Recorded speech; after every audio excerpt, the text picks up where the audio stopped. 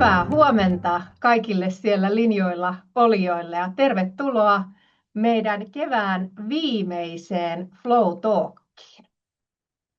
Me täällä tänään puhutaan teidän kanssanne muutoskyvykkään organisaation ainesosista ja ennen kaikkea sekä yksilön että sen organisaation näkökulmasta.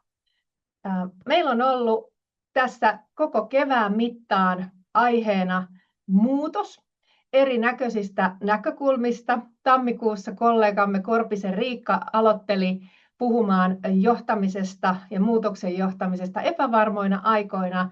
Ja me ollaan saatu nauttia kevään mittaan erilaisista tutkimustuloksista ja näkökulmista työelämän ja ihmisten kautta. Ja nyt tänään tosiaan tällä hetkellä viimeinen kevään webinaari sitten käynnistymässä. Syksyllä tulossa on tietysti uudenlaisia tutkimustuloksia, niistä me tiedotetaan mahdollisimman pian, niin pääsette laittamaan kalentereihinne hyvissä ajoin myös syksyn päivät. Meidän vakiokuuntelijoille ja katselijoille tämä dia saattaa olla tuttu aiemmilta kerroilta, mutta hyvä uusille tulokkaille kertoa, että mitäs me täällä Easyllä oikein osataan. Meillä on vahva tutkimusosaaminen omalta taholta, tehdään valtavasti henkilöstösitoutuneisuustutkimusta johtamisen ja esihenkilötyön ja asiakkuuksienkin parissa.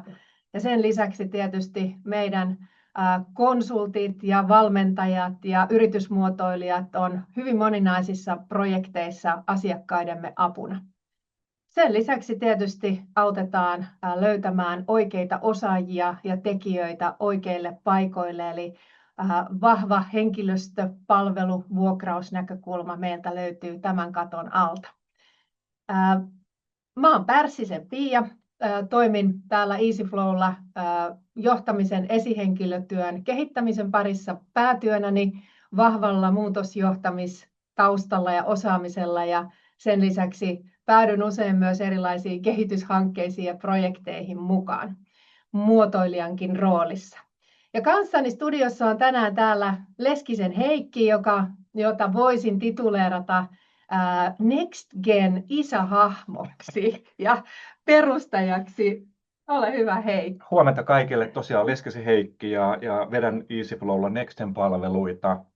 Alun perin autettu tai autetaan edelleenkin asiakkaita olemaan houkuttelevampia työnantajia tulevaisuuden osaajille, saamaan nuorten ääni paremmin esille ja hyödyntämään sukupolvien välistä vuoropuhelua tulevaisuuden ennakoinnin ja liiketoiminnan uudistamisen voimavarana. Sitä olen tehnyt ja nyt sitten tekoäly on vahvasti mukana tässä, josta puhutaan tänään vähän lisää. Ihan kyllä, ja nimenomaan siitä näkökulmasta halutaan kuulla sun pilottikokeilujen tuloksista. Joo. Ja miten ne kytkeytyy tähän muutoskyvykkyyteen ja muutosjohtamiseen. No, tästä on tietysti monenlaisia termejä, mitä sillä muutoskyvykkyydellä nyt oikein tarkoitetaan. Ja me on yritetty sitä tähän nyt kiteyttää jotenkin järkevään muotoon. Sehän ei ole yksi taito, vaan usean kyvykkyyden yhdistelmä. Tässä on taustalla tämmöistä organisatorista tutkimusta vuosilta 2024-2026 ja siinä ikään kuin ehdotetaan, että muutoskyvykkyydestä puhuttaisiin näiden 5 eri osa-alueen kautta. Tietysti sitä niin kuin organisaation ketteryyttä, se on yksi niin kuin keskeinen kilpailutekijä, mutta ennen kaikkea ehkä sen niin kuin oppimiskyvyn näkökulmasta, että miten hyvin me organisaatiossa ihmisten osalta omaksutaan uutta, miten me siihen reagoidaan, miten me se vastaanotetaan. Ja ennen kaikkea ehkä se, mihin varmaan Heikkikin tulee pysähtymään, niin tämä ennakointikyky, miten me havaitaan ne muutokset, mikä koskettaa meidän toimialaa tai ihmisiä ja ennen kaikkea siinä vaiheessa jo ennen kuin ne pakottaa meidät muuttumaan. Eli kyettäisiin valmistelemaan, kyettäisiin olemaan joustavia silloin siinä tilanteessa. Ja sitten tietysti kyllä niin kuin me puhutaan valmennuksissa tosi paljon tänä päivänä psykologisen turvallisuuden merkityksestä ja siitä, miten meillä sitä johdetaan, mutta ennen kaikkea, että miten ihmiset uskaltavat lähteä kokeilemaan uutta. Onko meidän kulttuurissa lupa tehdä virheitä, lupa ottaa pari askelta eteenpäin ja ehkä joskus myös taaksekin päin. Ja se, että saadaanko me ne hiljaistenkin äänet kuuluville, eriävätkin näkökulmat ja mielipiteet, miten se meidän psykologinen turvallisuuden taso määräytyy. Ja sitten tietysti niin kuin me nähdään paljon muutosjohtamisessa ylipäätään se, ja monessa muussakin asiassa, että jos me ollaan hyvin hierarkkinen, hyvin siiloissa toimiva organisaatio, niin kyllä sen niin kuin osaamisen hyödyntäminen, tiedon jakaminen yli tiimirajojen on yksi keskeisimpiä haasteita tässä ajassa. Ja se liittyy kyllä vahvasti myös siihen, niin kuin miten me sitä osaamista ja tietoa hyödynnetään. Ja sitten tietysti johtaminen ylipäätään. Kyllä niin kuin tiedetään kaikki, että esihenkilöiden harteille myös moni asia niin kuin lankeaa. Ja siellä tietysti se avoin vuoropuhelu, sen mahdollistaminen, läsnäolo, kohtaamiset, niistä me puhutaan usein aina meidän webinaareissa ja valmennuksissa, mutta se on kyllä niin kuin vahva osa-alue myös tässä niin kuin muutoskyvykkyyden kannalta. Eli viestintää ja osallistamista lisää. Me ollaan tehty viime vuosina paljonkin tämän aihealueen ympärillä erilaista tutkimusta. Nyt itse asiassa on uusi muutosjohtamisen tutkimus juuri käynnistynyt. Me tullaan muistuttaa teitä siitä tässä webinaarikin lopulla. Eli tullaan saamaan syksyllä ihan uunituoretta tutkimusdataa ja mielenkiintoista tulee olemaan ja nähdä, miten tämä tilanne on muuttunut, koska nyt jos me katsotaan näitä aiempia tutkimuksia, niin valitettavan usein ne johtopäätökset on enemmänkin siinä kannalla, että meiltä puuttuu sitä muutoskyvykkyyttä, muutosjohtamisosaamista, ennen kaikkea ehkä niin kuin inhimillisen puolen osalta. Et me tehdään liian nopeasti asioita, liian vähäisellä osallistamisella, viestinnällä. Ne on päällekkäisiä. Meillä tulee tämmöistä niin kuin jatkuvaa muutosuupumusta ja kuormitusta sekä sieltä organisaation sisältä, mutta myös, niin kuin tiedetään, niin tämä epävarma aika tuottaa sitä meille jatkuvasti tuolta ulkopuolelta. Ja siihenkin Heikki kohta tuo vähän kannanottoja. Eli tällä hetkellä ei ainakaan vielä nähdä meidän omissa tutkimuksissa, että Suomi olisi jotenkin muutoksen inhimillisen puolen mallimaa. Me toivotaan, että me sitä kohden ollaan koko ajan menossa, mutta me tarvitaan sitä kuin systematiikkaa, ymmärrystä, osaamista ja että tämä muutoskyvykkyyden johtaminen nousisi prioriteetiksi, koska kun ihmisillä on se selkeä suunta ja muu, niin sitä on helpompi lähteä viemään. Meillä ei valitettavasti ole tässä webinaarissa mahdollisuus ottaa puheenvuoroja. Me tallennetaan tämä, niin sen takia emme halua niitä puheenvuoroja eetteriin, mutta toki meille päin voi laittaa kysymyksiä. Me tullaan näyttää teille tuossa lopussa myöskin kanavan, miten voitte olla meihin yhteydessä ja mielellään niihin Heikin kanssa vastaamme tämän jälkeen. Mutta nyt sitten Heikki, sulla on ihan tuoretta ymmärrystä nuorten työelämäkokemuksista. Kerro, mikä Next Gen AI-pilottihanke oikein on ja miten se liittyy muutoskyvykkyyteen? Yes. Tosiaan Next Gen AI:ssa lähdettiin ratkaisemaan tiettyä ongelmaa. Pilotin aikana, pilotin löydösten pohjalta itse asiassa avautui huomattavasti laajempi potentiaali, joka kytkeytyy nimenomaan muutoskyvykkyyden johtamiseen. Mutta Next Gen AI-pilotissa tämä toteutettiin helmi-maaliskuussa ja ongelma, mitä me lähdettiin ratkaisemaan, liittyi siihen, että työelämään tulevat nuoret tarvii enemmän tukea kuin mitä organisaatiot pystyy tarjoamaan. Ja mitä leveämmäksi tämä gäppi kasvaa, sitä vaikeampaa nuorten on päästä vauhtiin ja tuottaviksi, sitä enemmän meillä on vaihtuvuutta ja sitä kuormittuneempi on esihenkilöt. Ja me tehtiin 2000, ja sitten tämä Nexten AI-pilotti tuotiin sitten siihen esihenkilön ja nuoren välisen vuoropuhelun kontekstiin, ja tavoitteena auttaa nuorta siirtymään epävarmuudesta kohti itseohjautuvuutta, ja sitä kautta tukea sitä työtä, jota esihenkilöt jo tekee. Sitten me tehtiin vuonna 2024 iso nuorten perehdytystutkimus, josta kumpusi tiettyjä teemoja, ja sitten me keskusteltiin meidän mukaan lähteneiden yrityskumppanien kanssa, ja valittiin sen pohjalta sitten 7 teemaa tähän helmi-maaliskuun pilottiin. Ja kukin näistä moduuleista, jotka tuossa näkyy, niin oli sitten omia tämmöisiä chattikeskusteluitaan, jotka aukesi aina sitten kerran viikossa.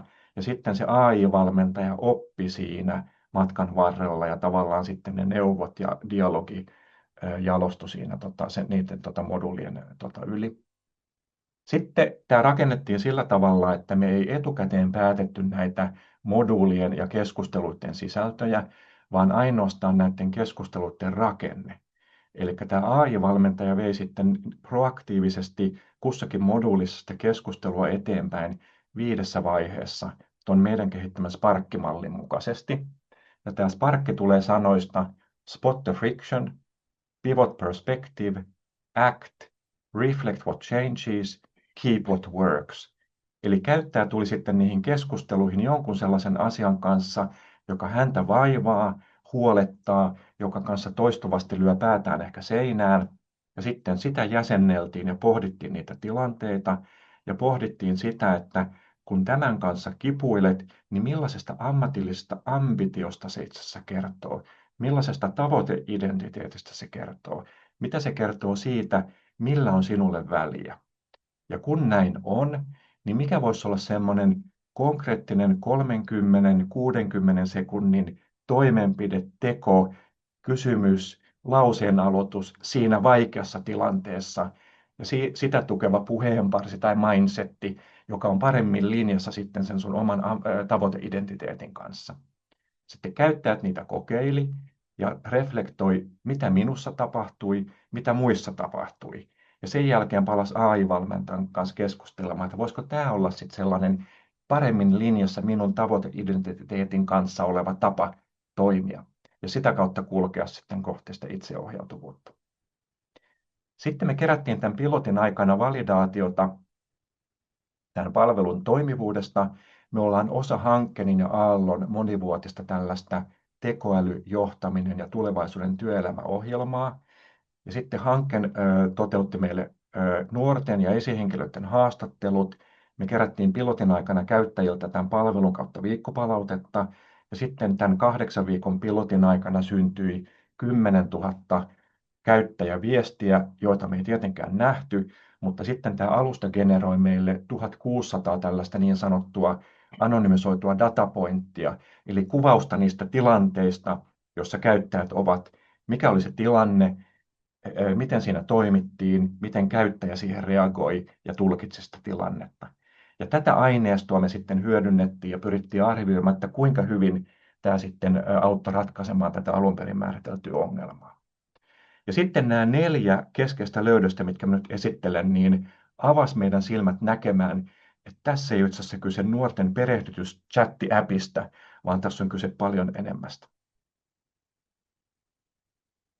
Ja se ensimmäinen löydös liittyy siihen, että minkä käyttäjät kokivat kaikista arvokkaimmaksi ja hyödyllisimmäksi näissä vuoropuhelussa ja keskustelussa tämän AI-valmentajan kanssa. Ja mulle tämä oli yllätys. Ensimmäinen oli se, että ylivoimaisesti arvokkaimmaksi koettiin sanottaminen. Eli vihdoinkin joku asia, jonka kanssa olen kipuillut, en ole saanut siitä jotenkin otetta, että mistä tässä on kyse. Nyt se sai sanallisen ja käsitteellisen muodon. Nyt se on jotain, mille minä voin tehdä jotain. Ja me tulkittiin sitä niin, tai tulkitaan sitä niin, että se on se ensimmäinen askel siitä epävarmuudesta kohti itseohjautuvuutta. Ja seuraava liittyy sitten oikeastaan, että mitä sen jälkeen tapahtuu. Eli kun käyttäjä osaa sen vaikean tai hankalan tilanteen, jonka kanssa kipuilee, sanottaa, se myöskin auttaa jäsentämään, millainen ammattilainen tai kontribuuttori tässä työyhteisössä haluaisin olla, mikä tuntuu minulta itseltäni. Ja sen pohjalta sitten tunnistaa, että nämä ovat niitä konkreettisia tapoja, miten kuljen kohti sitä potentiaaliani. Ja nyt sitten siitä viikkopalautteesta, niin 64% viikkopalautteesta mainitsi, että kokeilin tätä AI-mallin tai AI-valmentajan kanssa tunnistettua luontevampaa tapaa toimia. Sitten kolmas, ehkä tärkein havainto ja mielenkiintoinen havainto liittyy siihen, että miten käyttäjät tulkitsevat sitä hankalaa tilannetta tai kitkaa, jonka he kokevat ennen kuin se on jäsennetty ja ennen kuin se on saanut sanallisen muodon. Niin mitä me havaittiin oli se, että käyttäjät tulkitsivat näin, että kun tätä kitkaa syntyy ja sitä koen, niin se varmaan johtuu minusta. Eli en osaa, en ymmärrä, ehkä tämä ei ole vaan mun projekti, mun juttu, mun työpaikka. Ja sen pohjalta sitten se alkaa syömään itsevarmuutta, syntyy epävarmuutta, ja se sisäinen semmoinen prosessointi, niin se on taas sellainen, mitä ei haluta kenellekään näyttää, koska sitä kautta näyttää oman heikkoutensa tai epävarmuutensa, tai että mä en olekaan tänne sopiva tyyppi. Ja sitten kun se vatvominen jatkuu, niin se vaikuttaa sitoutumiseen, vaikuttaa tuottavuuteen, joka sitten myöhemmin näkyy irtisanoutumisena tai työpahoinvointina tai epäonnistuneena projekteina tai vastaavaa muuta. Mutta kuitenkin sitten 60–70% näistä tapauksista tai tilanteista, niin se oli palautettavissa organisaation rakenteisiin, johtamiseen, perehdytykseen, palaverikäytäntöihin tai yrityskulttuuriin. Mutta nyt se ennen sanotusta, niin se tavallaan jäi piiloon. Eli tämä on tämä primäärikehä liittyen sen yksilön siirtymiseen siitä epävarmuudesta kohti itseohjautuvuutta ja päästään sille positiivisen kehityksen ja oman potentiaalin vapauttamisen polulle, eikä sille hiljaisten loparien polulle. Sitten se toinen sykkeli tai niin kuin, kehä liittyy taas siihen organisaatioon. Eli me huomattiin, että kun käyttäjät sitten tulevat tähän palveluun, jotta he saavat siitä välitöntä tukea ja apua, niin he tosi avoimesti kertovat niistä omista tilanteistaan ja tulkinnoistaan. Ja se säilyy tietenkin niin kuin käyttäjän omana tietona, sitä ei kukaan näe, mutta siitä samasta datasta saa näkyvyyden organisaatiolle ja johdolle, mikä meidän rakenteissa, johtamisessa ja yrityskulttuurissa aiheuttaa sitä kitkaa, estää yksilöitä onnistumasta ja mistä syystä ja miten ja mitä meidän tulisi niille asioille tehdä. Eli saadaan reaaliaikainen näkyvyys niihin asioihin, mitä rakenteissa tulisi korjata, jotta yksilöllä on edellytys onnistua. Ja nämä 4 johtopäätöstä tai löydöstä, kun me nähtiin, niin me todellakin tajuttiin, että tässä ei ole kyse nuorten perehdytykseen liittyvästä AI-äpistä, vaan itse asiassa tässähän on alusta, joka tukee yksilöiden muutoskyvykkyyttä ja organisaation muutoskyvykkyyttä. Ja sitten tämmöinen työuran ensiaskeleet on vain yksi tällainen ammatillinen muutostilanne, jossa yksilö kokee epävarmuutta sen oman ammatillisen identiteettinsä kanssa tai kokee epävarmuutta, miten toimin vuorovaikutuksessa sen työyhteisön kanssa, tiimin kanssa, esihenkilön kanssa tai muuttuvan työelämän kanssa. Ja aikaisemmin sitä ei voinut johtaa, mitä kukaan ei nähnyt, ja nyt tällä menetelmällä niin se saadaan näkyviin. Ja tästä sitten seurasi se meidän pivotti, mitä me nyt ollaan tuomassa meidän asiakkaille, niin muutoskyvykkyyden, yksilöllisen muutoskyvykkyyden ja organisaation muutoskyvykkyyden alusta, jossa on 3 elementtiä. Ensimmäinen on tuo yksilön tuki valmentaja, mistä äsken puhuttiin. Toinen on esihenkilöille vastaava, eli samalla lailla sitten esihenkilöille tuki siitä epävarmuudesta kohti itseohjautuvuutta, mutta myöskin tuodaan esihenkilölle anonyymin näkyvyys siihen, mitä minun tiimini tarvitsee minulta juuri nyt, miten voin seuraavassa palaverissa paremmin kontribuoida, tai miten voisin valmistautua paremmin jonkin vaikean keskusteluun tiimin jäsenen kanssa, tai motivoida tiimin jäseniä ja tukea heitä. Ja kolmantena, niin mikä tuossa oikealla näkyy, niin toi dashboardi, niin johdolle sitten reaaliaikainen näkyvyys niihin rakenteellisiin esteisiin ja toimenpidesuositukset, mitä meidän tulisi tehdä ja miten ne eri tavallaan rakenteelliset esteet kytkeytyvät toisiinsa ja missä järjestyksessä niitä tulisi lähteä korjaamaan. Ja sitten kun me niitä korjataan, niin me pystytään seuraamaan reaaliaikaisesti niiden vaikuttavuutta. Ja tämän lisäksi me sitten pystytään tuomaan se organisaation muutoskonteksti, olemassa olevat tutkimukset tai se muutostilanne, jossa organisaatio on, jolloin se AI-valmentaja paremmin ymmärtää, missä tilanteessa ja ympäristössä yksilöt toimivat. Ja sitten tähän dashboardiin pystytään myöskin tuomaan sen organisaation omat viitekehykset, millä tavalla organisaatio tällä hetkellä haluaa havainnoida sitä muutoskyvykkyyttä tai johtaa sitä muutosta. Esimerkiksi, jos me käytetään Kotterin viitekehystä, niin silloin me voidaan katsoa Kotterin viitekehyksen silmälasien läpi sitä muutoskyvykkyyttä, muutoksen toteutumista, mitkä on niitä kehityskohteita, tehdä niitä toimenpiteitä ja seurata niiden vaikuttavuutta. Ja näin ollen me luodaan sitten alusta ja ratkaisu, joka toivon mukaan tai ei toivon mukaan, vaan auttaa sitten meitä vastaamaan niihin täysin uusiin ja jopa eksistentiaalisiin kysymyksiin, joita erityisesti sitten tekoälyn nopea kehitys tuo meille sekä yksilöinä että yrityksinä. Ja toivon mukaan nähdään pian se päivä, että me voidaan sanoa, että Suomi on se esimerkkimaa siitä, miten yksilöllistä muutoskyvykkyyttä johdetaan organisaatioissa. Kiitos Heikki. Tämä on aika lohdullista kyllä, kun mietitään, että tätähän esihenkilöt ja johto kaipaa, mutta ennen kaikkea mikä apu siitä on sille yksilölle. Et tietysti nyt me lähestyttiin tässä pilotissa tätä nuorten näkökulmaa ja se epävarmuus, mutta ihan yhtä lailla siellä ne kokeneemmatkin konkarit muutostilanteissa niin hyötyy tällaisesta. Eli vaikuttavaa todellakin ja tämä on selkeästi tulevaisuutta, niin kuin kuultiin.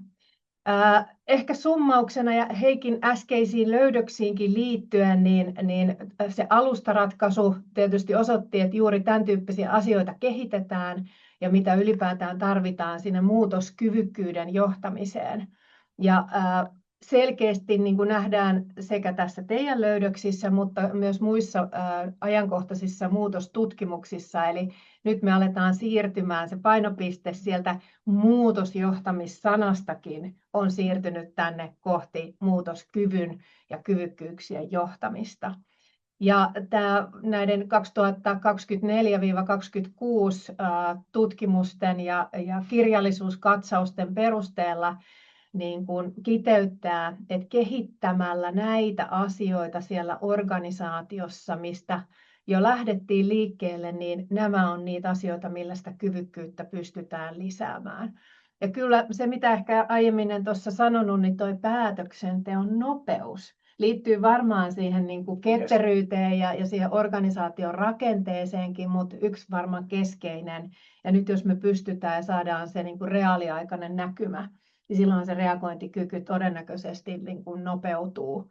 Ja totta kai liittyy niin kuin paljon sen vastuut ja niiden selkeyttäminen ja kuka ikään kuin on tämän tilanteen päällä ja kuka pystyy auttamaan ja minkälaiset tukimahdollisuudet esihenkilöille sitten löydetään. Ja saadaan myöskin tarkkuutta siihen, ymmärretään paremmin niitä juurisyitä, Kyllä. mitkä on niitä muutoksen esteitä organisaatiossa. Joo.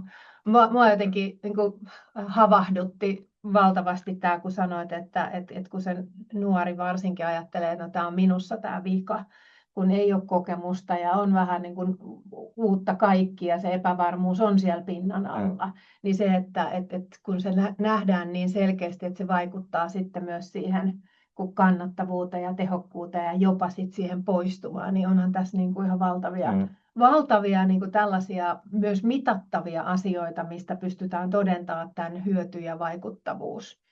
Ja ennen kaikkea, että yksilö löytää sitä omaa potentiaalia ja identiteettiään, Kyllä. joka on ainoa tapa suojautua, kun tekoäly tavallaan haastaa meitä kaikkia. Sepä se, just näin. Eli kykyä ylläpitää niin kuin sitä omaa suorituskykyä samalla sen niin kuin identiteetin vahvistumisen osalla siellä niin kuin kaikkien muutoksien ja tilanteiden keskellä. Ja löytää tavallaan itsensä muutoksessa. Joo. Kyllä, vau. Tästä tuli ihan tämmöinen filosofinen nyt tästä meidän teemasta. Johtopäätöksistä, kyllä, muutoskyvykkyys, niin kuin on kuultu nyt monelta kantilta tässä lyhyessäkin ajassa, niin on kriittinen kyvykkyys. Me tiedetään tämä, että tahti vaan nopeutuu, tekoäly kiihdyttää työn murrosta. En ole itse ehtinyt lukea tänä aamun Hesaria, mutta Heikki jo kerroitkin, että siellä on aika hyvä artikkeli tästä, miten työ muuttuu, ja kyllähän tämä lisää siis kuiluja, eroja eri organisaatioiden välillä. Eli me ei kaikkiin tiedetä vielä vastausta, mutta se me tiedetään, että me ollaan 4. teollisessa vallankumouksessa menossa, ja tekoäly tulee mullistamaan, mitä työ oikeasti tulevaisuudessa on. Ja silloin se haastaa meitä organisaatioita ja johtamista entistä vahvemmin. Ei se kartu se muutoskyvykkyys vain muutoksia tekemällä. Tätä pitää rakentaa, tätä pitää johtaa kyvykkyyksien ainesosien kautta. Ja tämä mun mielestä myös, mikä pintautui siinä teidän pilotissa, niin nämä muutoksen esteet. Ja jos ei ainoastaan este, niin hidasteetkin ovat usein piilossa myös siltä yksilöltä itseltä. Jolloin ne ei tule esille, kun kysytään.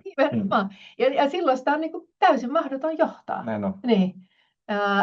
Ja sitten taas tämä yksilön muutos, sehän kääntyy organisaation muutoskyvykkyydeksi, kun näitä esteitä ja hidasteita tuodaan ensin näkyväksi ja sitten lähdetään korjaamaan ja lopulta korjaamaan ennakoiden, ennaltaehkäisevästi, kun ne pintautuu ja meillä on se reaaliaikainen näkymä.